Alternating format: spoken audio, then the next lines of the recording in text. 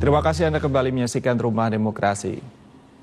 Saudara, Indonesia pada 17 April 2019 akan menggelar momen penting bangsa, momen besar dalam sistem ketatanegaraan Indonesia, yakni pemilu serentak, pemilihan legislatif dan pemilihan presiden dan wakil presiden. Pentingnya membangun pemilu yang damai, bersih dan bermartabat menjadi perhatian banyak pihak, termasuk masyarakat umum.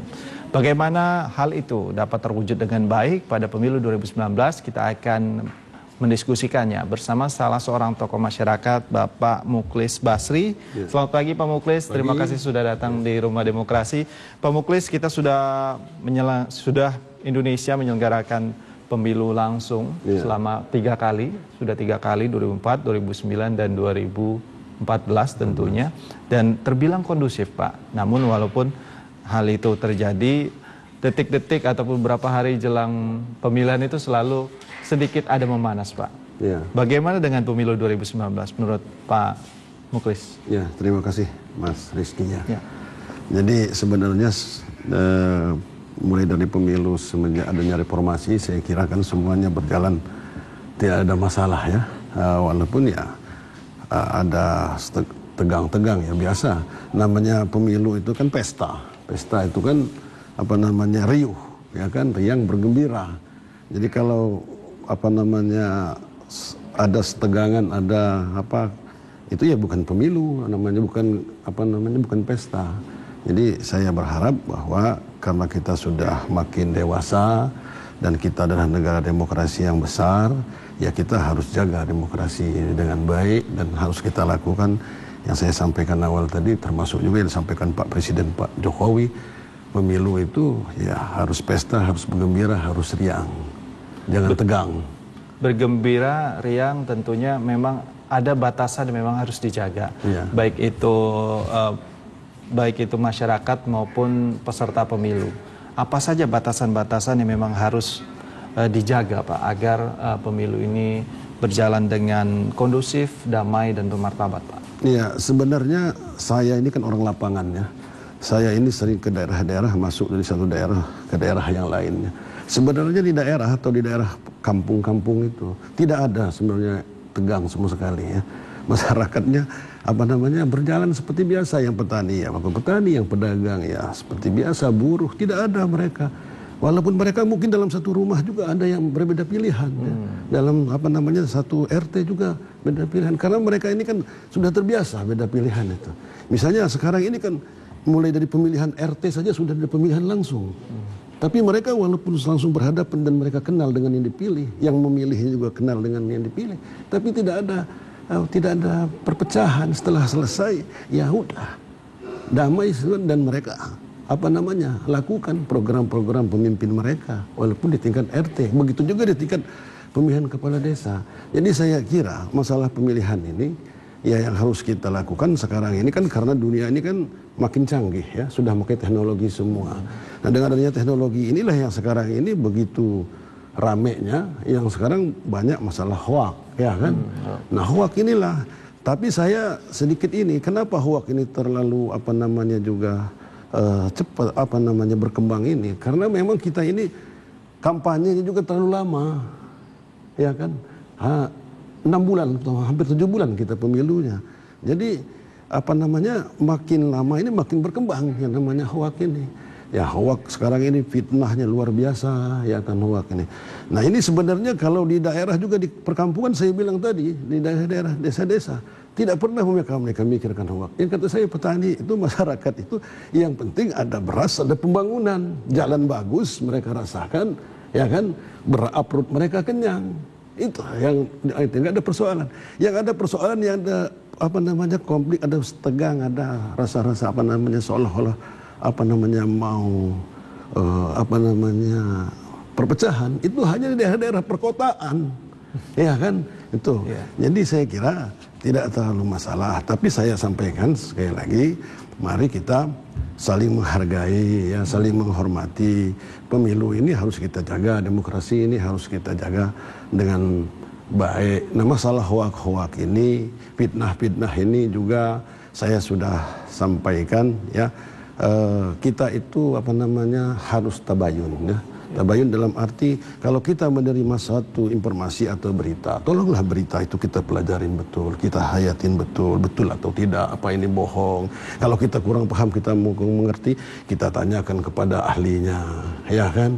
Kepada pemerintah kita tanyakan, ini berita ini, info ini. Jangan langsung kita telan, semua langsung kita share kemana-mana, kita bagikan kemana-mana. Jangan seperti itu. Apalagi juga yang lebih penting lagi, kita ini juga harus menghormati pemimpin kita. Suka tidak suka, milih atau tidak milih, pemimpin itu kan harus kita hormati. Kan ada salah satu hadisnya yang disampaikan, ati Allah, ati Rasul, ulil amri minkum, ya.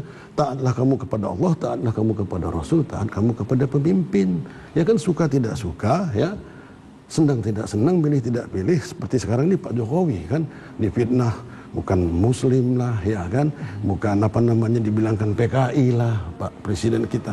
Ya kan, harus kita ini kan dulu, masa informasi itu harus kita sebarkan, kita sharekan. Udah jelas itu fitnah. Ya kan, itu. Saya ini pernah mengikuti perjalanan Pak Jokowi, ya, waktu dia kunjungan ke Lampung 1 hari 1 malam.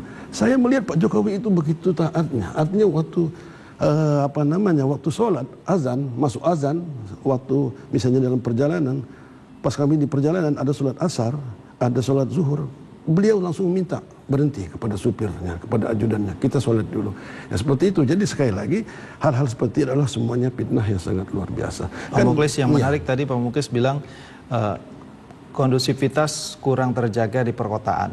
Oke lah, konflik terjadi karena hoax itu lebih banyak di perkotaan dibanding pedesaan. Apakah jangan-jangan kecepatan informasi yang didapatkan masyarakat di perkotaan ini menjadi pemicunya? Dan apa yang memang seharusnya bisa menjadi contoh untuk diterapkan warga-warga desa yang lebih cenderung, Pak Muklis bilang tadi, lebih kondusif dan tidak mempermasalahkan perbedaan pilihan, Pak? Iya, sebenarnya orang desa ini juga sudah memakai teknologi, ya, sudah memakai IT.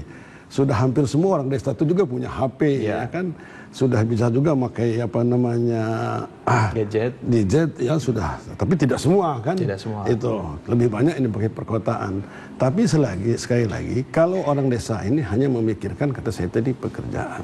Yang mereka petani, ya bekerja sebagai petani, ya. Yang mereka pedagang, bekerja sebagai pedagang. Yang mereka buruh, ya kerja sebagai buruh. Tidak mereka terlalu terkontaminasi dengan politik. Walaupun mereka adalah punya hak pilih dan mereka juga hak untuk dipilih. Dan mereka sudah ada untuk yang dipilih, mereka sudah tahu. Nah di perkotaan ini kan karena masyarakatnya lebih condong, lebih banyak, artinya ya katakanlah mungkin pendidikannya lebih tinggi lah ya. Mungkin sarjananya, S1-nya, S2-nya. Dan yang mengelola hoak itu kalau kata saya kan bukan orang bodoh, pasti orang pintar yang membuat hoak-hoak itu. Ya kan, tingkat kemampuannya saya kira orang-orang pintar, orang-orang cerdas yang membuat hoax. Berarti salah persepsi ketika memang hoax ini lebih mengincar kepada pendidikan rendah. Bahkan hoax ini malah lebih bermanfaat pada pendidikan yang lebih tinggi, begitu Pak? Iya, kalau kata saya. Iya kan. Karena di daerah, sekali lagi, kan di daerah itu masyarakatnya masih ada yang tidak tamat sekolah. Bahkan mereka ada yang berijazah, istilahnya paket A, paket B, ya, paket C, ada yang seperti itu, ya.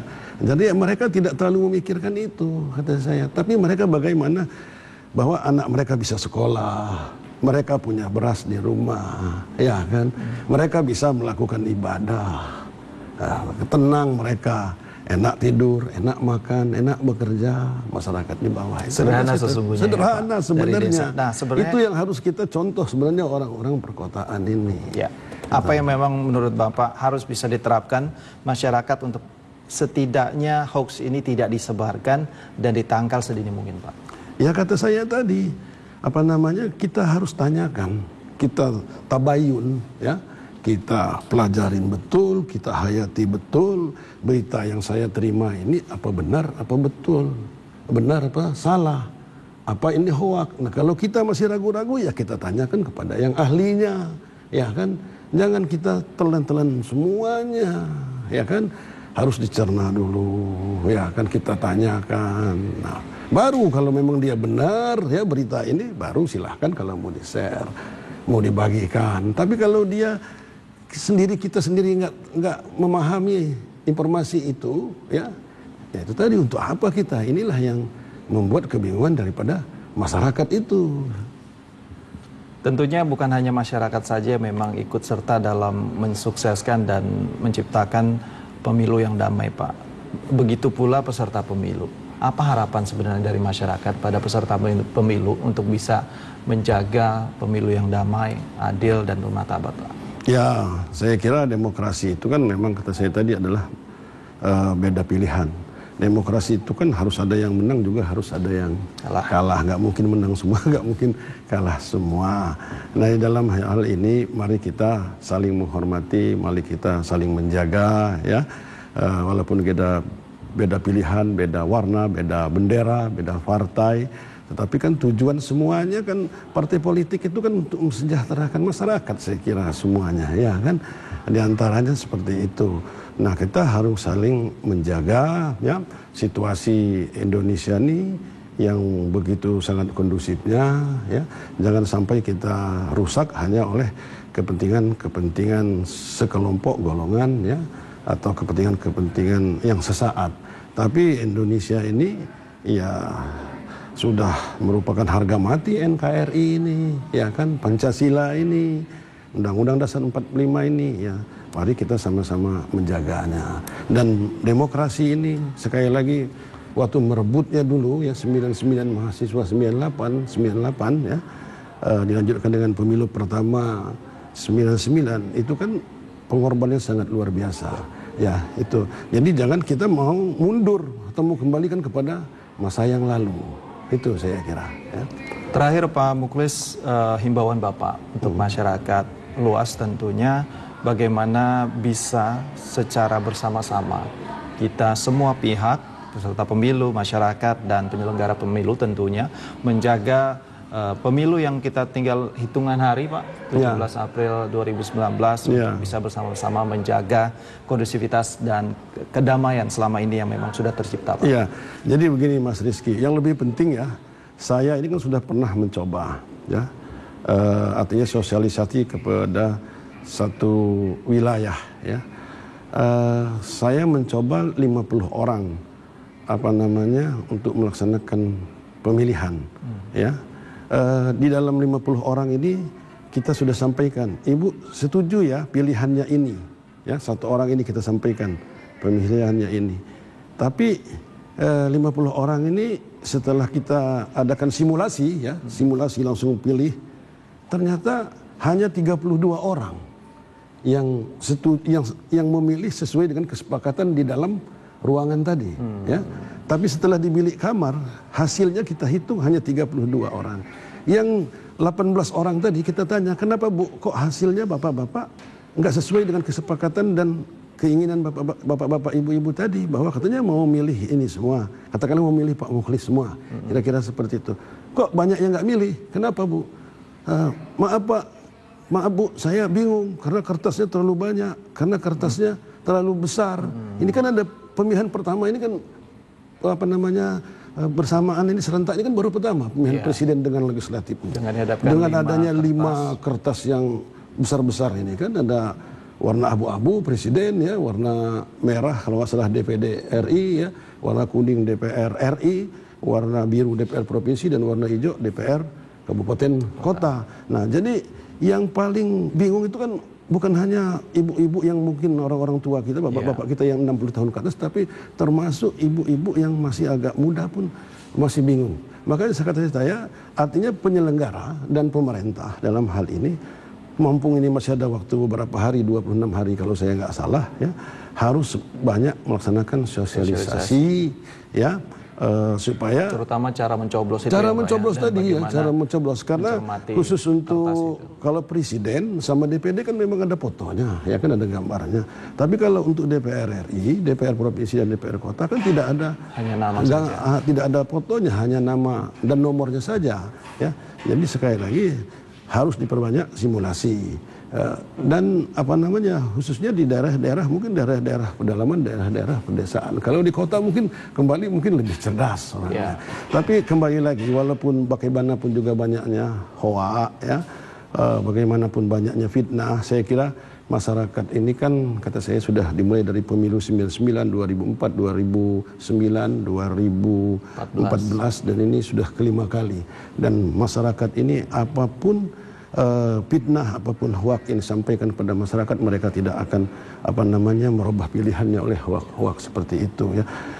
Karena mereka sudah sangat cerdas. Bahkan kata saya bagi mereka berdemokrasi pemilu itu ada pemilihan RT, ada pemilihan kepala desa, ada pemilihan bupati, ada pemilihan gubernur selama ini ya, nggak ada terjadi konflik ya. Ya kalau soal ada namanya kata saya tadi pesta ya. Nah yang terakhir saya sampaikan kepada pemangku pemerintah dalam ini dan juga penyelenggara Bawaslu ya, DPR RI termasuk juga KPU, kampanye ini memang sangat terlalu lama. Dengan lamanya kampanye ini artinya semuanya capek tenaga, capek pikiran, apalagi biaya ya. Jadi saya melihat teman-teman yang nyalon itu juga semuanya kelelahan ya kan, karena betapa lamanya untuk kampanye untuk sosialisasi ini ya. Walaupun ada teman itu yang ambil di akhir-akhir saja baru turun kepada masyarakat. Tapi masyarakat sekarang ini kan untuk menentukan pilihannya kan mereka harus ada dialog, harus melihat ya kan. Kita sampaikan masyarakat harus cerdas memilih calon-calon pemimpin mereka ini, calon-calon wakil mereka ini. Paling tidak ada hasil karya mereka, apa yang sudah mereka lakukan selama ini ya. Mereka sudah berbuat apa, mereka mau nggak turun kepada masyarakat, dan mereka bisa nggak artinya menyelesaikan persoalan-persoalan di masyarakat, memetakan persoalan ya, prioritas-prioritas apa kira-kira yang ada di masyarakat ini. Bukan hanya mencari persoalan tapi tidak ada penyelesaian ya. Ini yang harapan saya kepada masyarakat dalam rangka menentukan pilihan di dalam pada waktu tanggal 17 April nanti ya, khususnya untuk calon legislatif baik DPR RI, DPR provinsi maupun DPR kota. Saya kira itu Mas Rizky. Terima kasih Pak Muklis Basri selaku tokoh masyarakat yang ada di Bandar Lampung ya Pak. Iya, saya kebetulan calon DPR RI juga. Iya. Ya. Terima kasih Pak Muklis Basri sudah bergabung bersama kami dalam Rumah Demokrasi TVRI. Terima kasih.